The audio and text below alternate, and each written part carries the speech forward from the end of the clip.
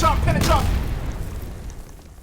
do you feel about, like you were talking about earlier, about artists coming into this space and creating content now? Because we've seen that the music business isn't necessarily as profitable as it once was, right?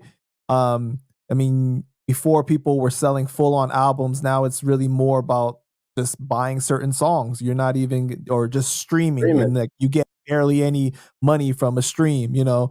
How do you feel about them switching up and being multifaceted and coming into this space now? I feel like a lot of these rappers, they need to watch their ass when they jump into my field. You know what I'm saying? You got to watch what you got to watch what you say, because next weekend could come back to haunt you. You know what I mean? If you're talking about somebody interviewing somebody and then you have some previous video footage of you doing the same thing, like this game can come back to haunt you like that. You know what I'm saying? I get what all the artists are thinking. They're like, yo, if they're going to stream me for 2 minutes and 30 seconds, maybe I should just start a whole hour long show and they'll stream me the whole hour and I'll make 20 or 30, 40 times the amount of money. I get it. You know what I mean? A lot of these rappers are coming in and they're dominating. They're doing a couple thousand viewers on their live streams. Like I said, I believe it's because they have the history with the viewer. A lot of these people that are watching the podcast, they have literally gone on iTunes and purchased the music for $1.50 or for $10. Why are they not going to watch them on the stream? But you know what I mean? Like, the people that are doing it, they can't break up relationships that they're going to have with other people. Like China Mac, for instance, calling out Math Hoffa over interviewing Troy Ave. Well, now Adam 22 is interviewing Troy Ave. How are you going to fault Math Hoffa for interviewing Troy Ave when it's something that is just going to naturally happen? You know what I mean?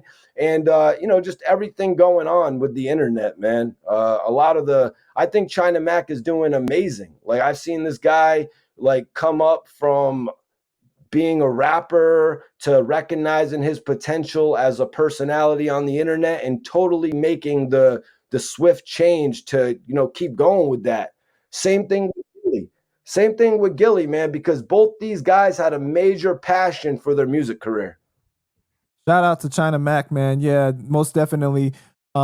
It is crazy because these days it's not just about the music, it's about people wanting to be entertained, right? Like a lot of times you'll see fans, they may like somebody's music, but if they're boring on Instagram or something, they don't really don't really entertain you, they may not like that. Or if somebody's music is not as good, but on Instagram they're really entertaining and they like that person's personality, it'll make them like the music even more.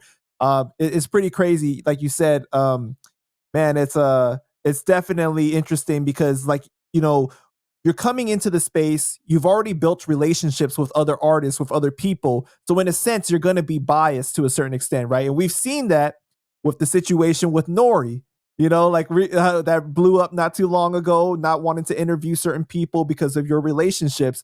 And Right. I think that in this space is the first time that we've seen, because what would you consider what you and I do? Would you consider that a form of journalism?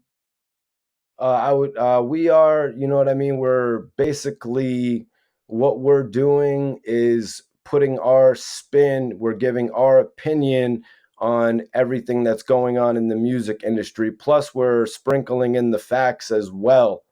That's kind of what we're doing, man. I journalism, you know what I mean? I've never really jumped on a website, wrote an article and stuff like that. But what we're doing now with this long format podcasting, it is in a sense journalism. Right. So it's kind of like a borderline, right? Like for I think for most people, they would consider somebody that went to college, studied it, and Right. is more professional. That is a journalist, and they put a lot of hard work into that. So I don't want to take credit, for like something that I'm not really not. But at the same time, I feel like the type of content that you and I do, you have to be responsible still. There's still responsibility. There's certain standards that you still have to practice. But what we're seeing is kind of like a conflict of, you have these artists that come in that are typically from the streets. They have a code that they have to live by as well, right? Because you're being conditioned by the streets to uphold that code. But now you're in the space of creating content, and it's like with Nori's situation, for example, do I live by the street code and that's my man, and no matter what, I'm riding with my man Joe? Or do I go by the journalistic standard of, hey, we had to get the entire story, we had to get both sides?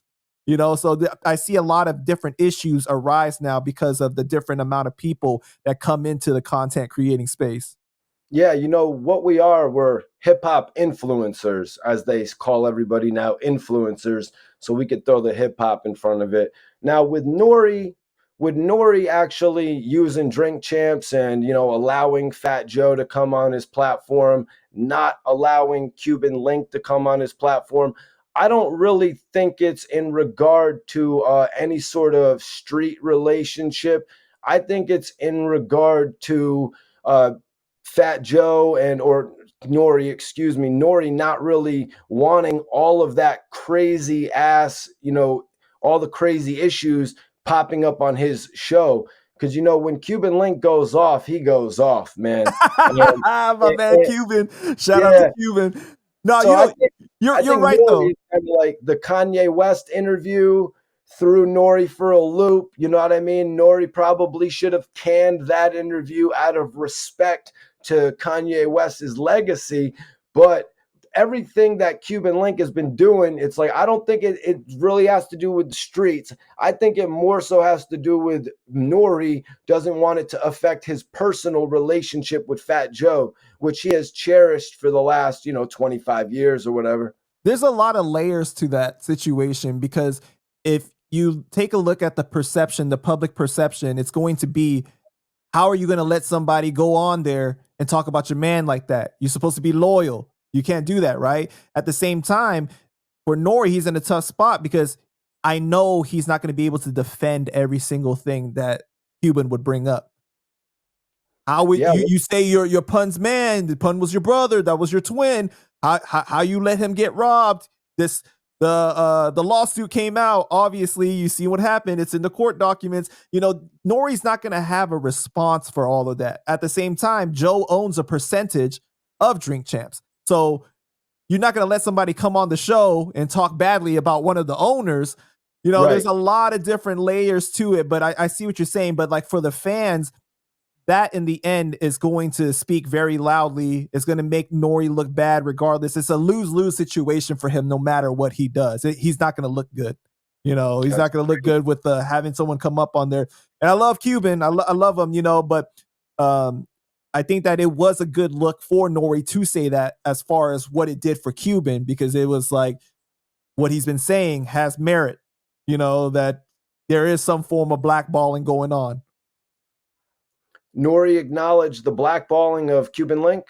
By him saying like, I would never interview, so like it got the dialogue going. It got people, talk. Because for Nori, I think that wasn't a smart move on his part because he could have used a vague response. He didn't have to drop somebody's name. But by him saying that, it really created a shitstorm for him. And that's why he's had to address it multiple times. Yeah, Nori had Hot Boy Turk on his show. You know what I'm saying? And he knew bringing Hot Boy Turk on the show that could have went a certain way, and we saw what ended up happening at that point. Turk went off. He went crazy talking about how Rick Ross was talking about him. French Montana owed him money, and then Nori was feeling a way about it. He was like, oh my God, I could just tell by the way Nori was reacting. He was like, this guy done called out all of my friends. But then, if you remember, Kevin Hart came on the show maybe a week later, 2 weeks later, and Kevin Hart said that his favorite interview on Drink Champs was Hot Boy Turk's interview. And that just stamped it all right there. But bringing up the fact that Fat Joe owns a portion of Drink Champs, I actually didn't know that. So yeah, that right there is going to throw up a red flag for anybody trying to come up there and discredit the name of Fat Joe.